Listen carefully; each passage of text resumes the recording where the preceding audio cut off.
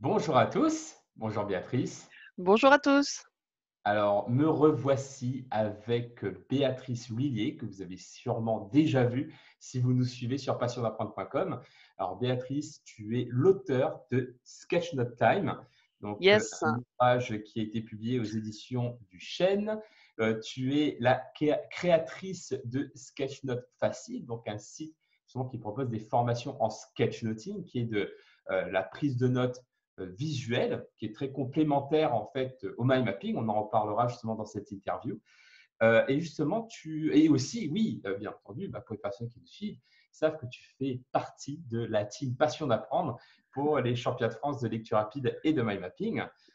Ça, Et tu pouvais l'oublier parce que ça met tellement de pression que mais non, c'est juste de l'actualité, il n'y a pas de pression, parce que de toute façon, c'est fun, on est en équipe et voilà, c'est en fait c'est une opportunité pour progresser. Et tu vas progresser grâce à ça en fait.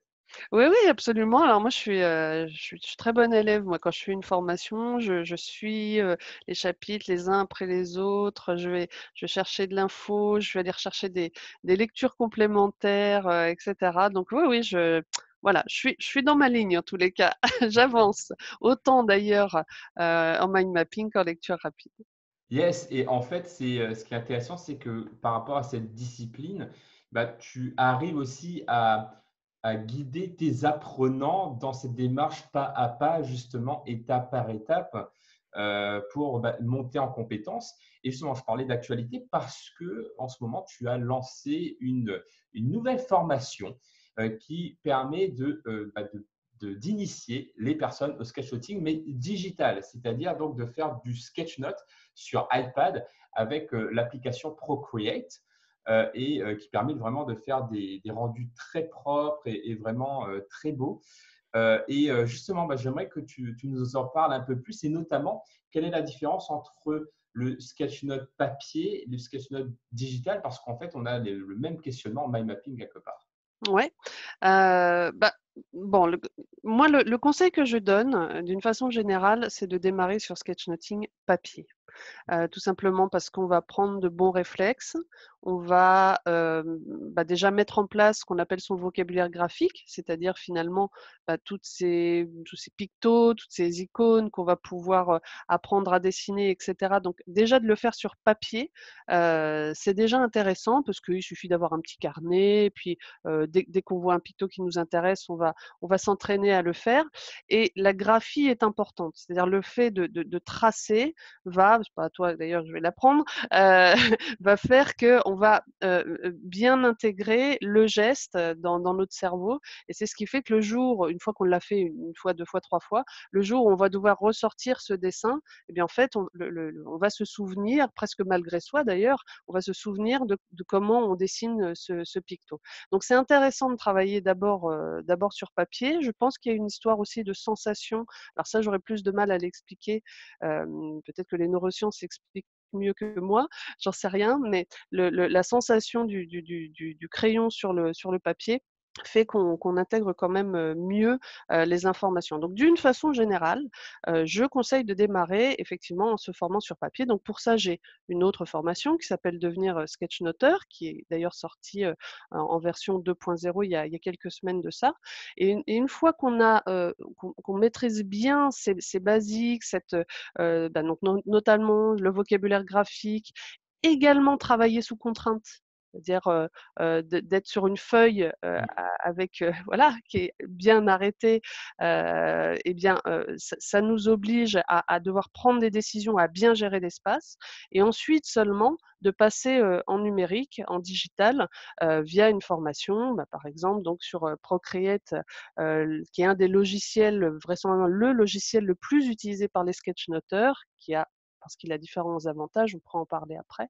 Hem, mais donc on va pouvoir comme ça reproduire finalement en version digitale ce qu'on maîtrise déjà très bien, en version papier et être beaucoup plus à l'aise et finalement on aura entre guillemets, on n'aura plus qu'à gérer les aspects techniques. C'est-à-dire apprendre l'utilisation du logiciel au service de notre sketchnoting et pas devoir tout gérer en même temps. J'apprends le sketchnote et j'apprends un nouveau logiciel, ça fait beaucoup en même temps, quoi. Donc voilà, faire les choses en 2 temps, ça me paraît être le mieux. D'accord, donc étape 1, sketchnote sur papier. Mmh. Justement, comme tu dis, c'est de développer quelque part la mémoire musculaire pour pouvoir justement avoir le geste pour transformer de l'information de manière visuelle. Et ensuite, étape 2, à le faire sur tablette, parce que oui, donc Procreate, c'est sur tablette. Ouais. Parce que c'est vrai que ce n'est pas du tout les mêmes sensations, ce n'est pas les mêmes contraintes. Et puis du coup, ça demande quand même une certaine maîtrise du sketchnoting avant de passer à ce niveau 2 quelque part. Tout à fait. Alors après, bon, il y a toujours des exceptions, mais c'est vrai que c'est ce que je conseille. Les personnes qui me demandent mon avis là-dessus, je leur conseille de d'abord finalement faire leurs armes sur le sketchnoting papier, parce qu'ils vont acquérir de bons réflexes en sketchnoting papier et passer seulement après au sketchnoting digital. À mon sens, c'est un peu une erreur d'essayer de tout de suite se lancer sur iPad en sketchnoting digital, parce qu'on va passer à côté un petit peu, enfin, je sais pas, c'est comme dans un sport, quoi. C'est comme si tout de suite on vous lançait dans le grand bain et puis on vous dit, ben maintenant vous faites 400 mètres nage libre, quoi. Non, c'est d'abord tu vas apprendre à nager la brasse sur 50 mètres, puis sur 100 mètres, puis après le crawl sur 50 mètres, sur 100 mètres, puis après tu vas mélanger le tout. Ben, c'est pareil. Là, c'est d'abord on apprend son vocabulaire graphique, on va apprendre la gestion de la page, on va apprendre aussi à filtrer des informations, ce qui va faire un lien d'ailleurs avec le mind mapping dont on reparlera après. Et une fois qu'on maîtrise tout ça, passer sur iPad, sur autre chose, sur un autre type de tablette, c'est finalement c'est entre guillemets qu'une formalité, parce que encore une fois, il ne nous restera plus qu'à apprendre le logiciel. Le reste, on le maîtrisera déjà. Donc, quand je dis faites les choses vraiment par étapes, c'est que ça, c'est une manière de vous assurer que vous allez réussir. Voilà, c'est vraiment pour être sûr d'atteindre votre objectif. Ne vous mettez pas des objectifs trop élevés dès le départ. Ça fait trop de choses à gérer en fait, si vous essayez de tout faire en même temps. Mmh. OK. Et du coup, tu parlais justement là, du mind mapping, qui est un sujet quand même qui revient assez régulièrement chez nous. En quoi tu dirais que le mind mapping et le sketchnoting sont complémentaires? Parce que toi, à l'origine, tu es vraiment pratiquante et spécialisée dans le sketchnoting, mais depuis peu, donc dans le cadre du championnat de France, bah, tu t'es mis vraiment au mind mapping. Et donc, toi, avec tes doubles compétences, comment tu vois le lien entre les deux? Ouais, alors, ce qui est marrant, c'est que, en fait, ça s'est passé un peu dans l'autre sens. C'est-à-dire que j'ai d'abord découvert le mind mapping, ensuite je suis passée au sketchnoting et là je reviens au mind mapping. C'est très drôle. OK. Grâce à toi, hein. Heu, mais oui, j'avais démarré par le mind mapping, j'avais découvert le mind mapping, la pratique m'intéressait et d'ailleurs, je pense que c'est à partir de ce moment-là que j'ai compris la nécessité de la synthèse des informations. Ça donne d'excellents réflexes, c'est-à-dire que dans les personnes qui te suivent, les personnes qui sont déjà adeptes du mind mapping, à n'en pas douter, seront gourmandes du sketchnoting, parce qu'on retrouve ce lien-là, ce lien de la synthèse, comme je dis, de récupérer l'essentiel et de mettre de côté l'accessoire. Et dans un discours, il y a toujours beaucoup de blabla. Je fais beaucoup de blabla, je le sais, je suis beaucoup trop bavarde. Mais notre objectif, que ça soit en mind mapping ou en sketchnoting, c'est la synthèse. C'est finalement récupérer la substantifique moelle de tout ça. Alors, il y a différentes astuces que je donne d'ailleurs dans ma formation en devenir sketchnoteur, une méthode que j'enseigne pour récupérer dans le discours des sortes de mots-clés qui doivent vous faire tilt et vous dire ah oui, tiens, ça je dois prendre. Voilà. Donc, ça, c'est un lien qu'on peut faire entre le mind mapping et le sketchnoting, ce souci de la synthèse. Le deuxième lien, c'est évidemment la nécessité d'illustrer, donc d'aller chercher des dessins simples, impactants, bien, comme je dis, qui sont signifiants. Voilà, des dessins signifiants qui vont vous permettre, simplement en vous souvenant de ce dessin, de la notion qui est rattaché à ce dessin. Ok. Désolée, j'ai Donc, vraiment, fait autour de moi. vraiment développer cette capacité de synthèse, c'est-à-dire d'éliminer le superflu, en retirer que l'essentiel. Et c'est vrai que le mind mapping met de la contrainte par rapport à ça en disant, bah, voilà, un seul mot-clé par branche, peu de branches, aéré, etc.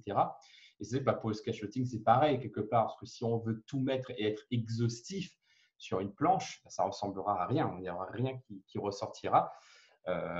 Et c'est vrai que du coup, ça n'aura pas les vertus que devrait apporter la pensée visuelle, à savoir mieux mémoriser, mieux retenir.